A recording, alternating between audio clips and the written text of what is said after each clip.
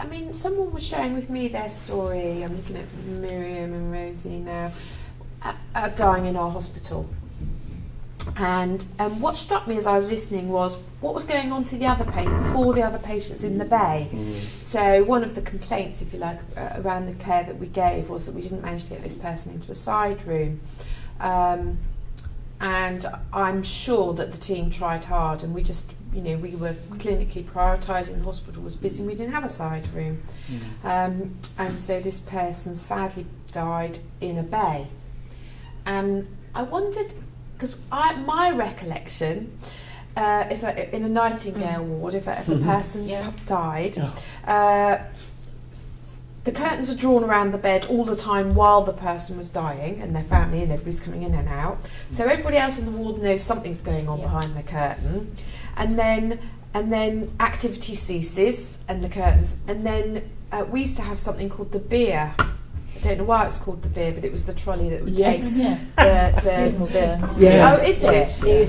The porter would come, and then in order to enact that, so this mysterious thing would happen, whereby we would then draw the curtains around all the other beds. We wouldn't say anything, so we wouldn't say, "I'm very sorry that the person in the bed next to you died, and so just for their privacy, we're going to do this." We would just whip all the curtains round, in would come the beer, we would move the patient, and then goes on again. And the bed would be empty, and ta-da! And we never used to say a word. No. Now that's practice. I'm going back 20 years when I was a young nurse. I mean, do we still do that? Because they must be wondering what's going on. Yeah. Do we? I haven't had that scenario myself. No. Oh yeah, I remember normally that. the side room. I've had them in the side room. Well, that's good to hear. But I think that goes back to we're not wanting to talk about it. We not don't wanting want to talk about disturb it. anyone. Do you go on the wards and our patients are dying in the bays and the curtains aren't drawn, are they? Yeah.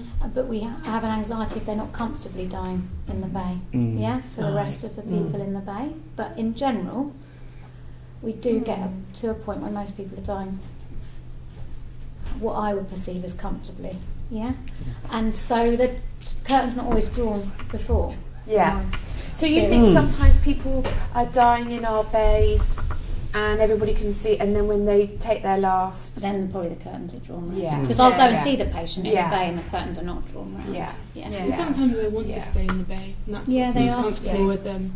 And because that's what they've known. I can't imagine anything worse. I think you're right, of being in a room by myself. It's quite lonely. And we had that, didn't we? We were looking after you. I think you were at your time in the hospice, but this lady said, "Please, can you get me out of the side room?" Oh, good. And I think that's so interesting, because I think if you asked a member of the public outside of the hospital what they thought was the gold standard in their mind, a side room is probably one of the first things they would say from their loved ones. So it goes back to what you were saying, Claire, about personalising, understanding what the person wants. But in order to understand that, you've got to have had the conversation. Have the conversations, yes.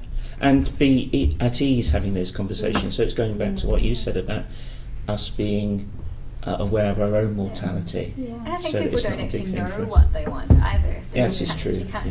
We might be influenced by saying what we want because of what we see in social media or what has been done.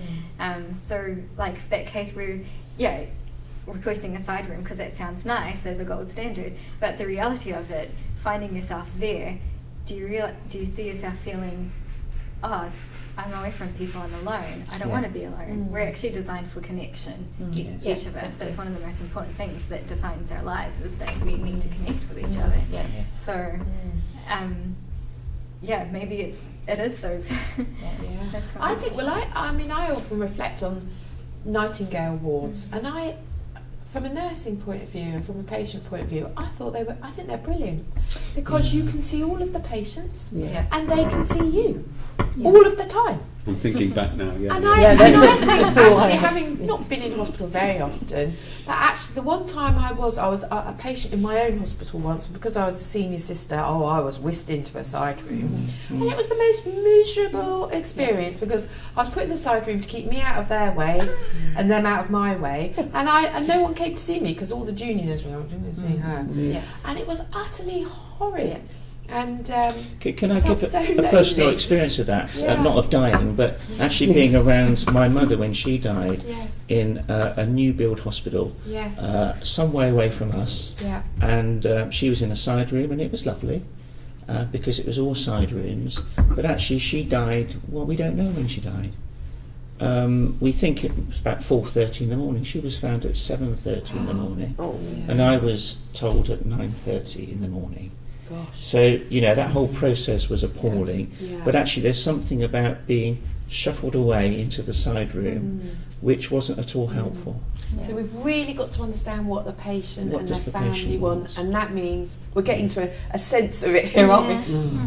We have to have the conversation. We have to have those which means we have to conversations. recognise it, which was really your big message, Claire, the discussion we did, wasn't it? Yeah. About recognition.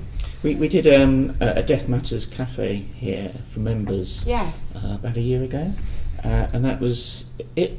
It was a laugh a minute, actually. We were talking about death. We were talking about how does the media do death, what hymns would I want at my funerals, or songs, or anything else at my funeral, and we were just playing this card game, and the place was a riot because we were talking about it, and actually we survived talking about it, and more than survived talking about it, we actually had fun talking about it because it was good. And that's what happens at the memorial remembrance event. Absolutely, It's not where we invite families to come back to remember adult patients that have died. Sure. It's not sad, is it? It's not sad. It's actually quite uplifting, and there's a bit of laughter afterwards with the tea and coffee. It's a part of living at the end of the day. Celebrating the life and not so sad, but all focusing on the death. If you like.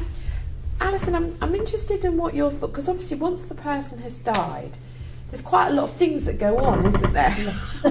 I mean, the person has been moved, and then you have to potentially go to a funeral or go home. Sometimes we have requested a coroner to look at the case, or an inquest.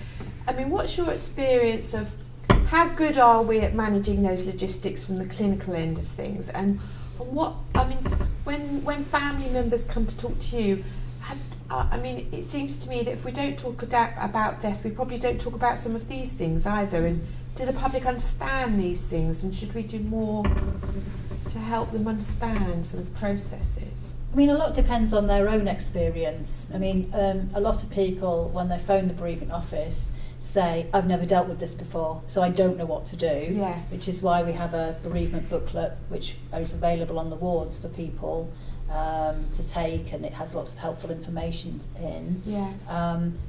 Again, so people's experience is different. Depends sometimes on information they've been given on the wards. Sometimes it's correct, sometimes it isn't. Again, it's about person's own like maybe the nurse on duty's experience. If someone says, oh, what do I do now? If they've not experienced a death, and they don't know really how to advise. So unfortunately, it's a very bureaucratic process, dying. People have to get a piece of paper from the hospital and go to the registry office and get another piece of paper. So it is quite a bureaucratic process in a way. But that's what the bereavement office and the booklet is for, is to help people through those steps.